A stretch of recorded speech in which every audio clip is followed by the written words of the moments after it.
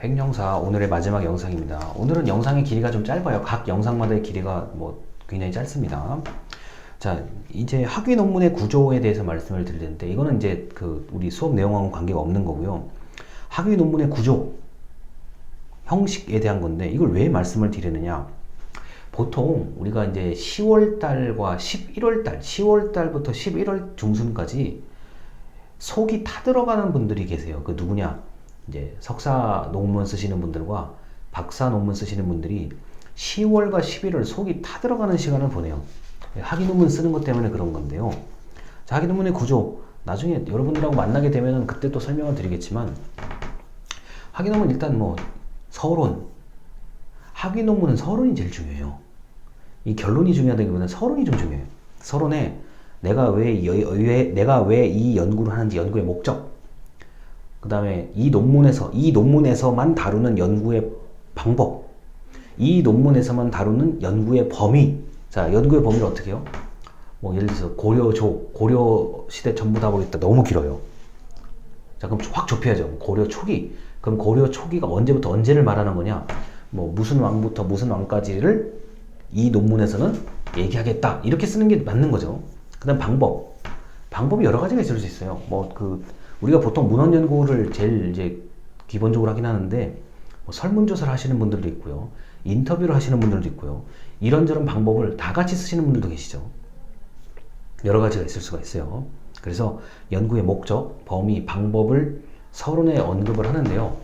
서론이 사실 학위 논문에서 제일 중요해요. 서론을 보면 이 사람이 어떤 식으로 논문을 전개하고 어느 정도 충실하게 쓴지를 금방 파악을 할 수가 있기 때문에 서론이 제일 중요합니다. 그래서 서론은 논문을 완전히 인쇄하기 전까지 서론은 달라질 수 있어요. 다시요. 서론을 처음에 쓰고 이렇게 앞에서부터 쓰는 게 정상인데, 서론은 논문이 완전히 인쇄되기 전까지 서론은 바뀔 수가 있습니다. 그래서 서론이 제일 어려워요. 그 다음에 2번, 이론적 배경. 나는 이 학위 논문에서 이 이론을 기준으로 내가 연구 대상을 바라보겠다. 자, 예를 들어서요. 예를 들어서 나는 거버넌스라는 것을 가지고, 거버넌스라는 이론 시각을 가지고 연구 대상, 정부의 무엇을 나는 바라보겠다. 나는 무슨 이론을 기준으로 뭐를 바라보겠다. 이게 이론적 배경이죠. 자, 그래서 이게 불분명하면 이제 교수님들이 굉장히 많이 지적을 하시는 건데, 나는 이런 기준을 가지고 논문을 연구하겠다. 나는 이런 시각을 가지고 이런 논문을 연구하겠다. 이런 대상을 연구하겠다. 이게 이론적 배경이라고 보시면 되겠습니다. 근데 보통 이제 이런 걸 기준이 명확하지 않고, 이 논문 쓰는 사람이 A라는 시각을 가지고 보는 건지 B라는 시각을 가지고 보는 건지, 아니면 이게 둘 다 섞여 있는 건지, 이게 불분명하면 교수님들이 굉장히 지적을 많이 하십니다. 자, 그 다음에 이제 세 번째가 현황, 이제 실태. 내가 이제 내가 이제 분석하고자 하는 연구의 대상, 설문조사라면 몇 명을 설문조사했다, 이런 것부터요. 그 다음에 분석 결과는 어떻게 돼요?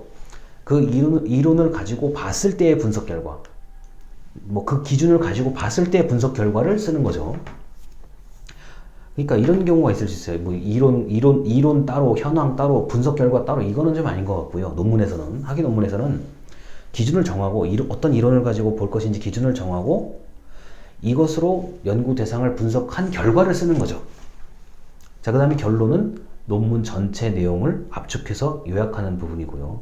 그 다음에 이제 그 논문은 국문 요약과 영문 요약의 초록 간단하게 기록한다라는 초록이거든요. 자, 국문 초록이 맨 앞에 있고, 그 다음에 이제 목차, 서론부터 쭉 써서 결론, 그 다음에 결론 뒤에 영문 초록이라는 게, 영문으로도 요약을 해야 되니까요. 영문 초록이 있는데, 이런 경우는 이 요약 같은 경우는 이제 아직 여러분들이 논문을 지금 본격적으로 쓰시는 단계가 아니라서 그런데, 국문 요약과 영문 요약은 논문이 완전히 다 끝났을 때 그때 쓰는 거예요.